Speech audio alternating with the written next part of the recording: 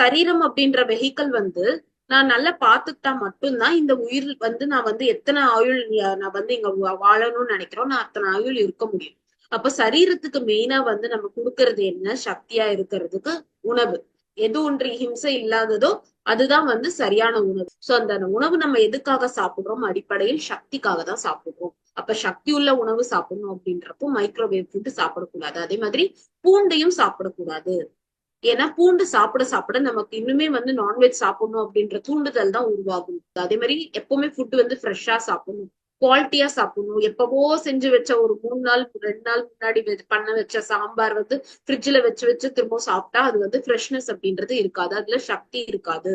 அதிகமா சாப்பிடக்கூடாது. என்னுடைய வயிறுக்கு எவ்வளவு தேவையோ அதை மட்டும்தான் நான் சாப்பிடணும். சுவையா இருக்கே அப்படின்ற மாதிரி அதிகமா சாப்பிடக்கூடாது.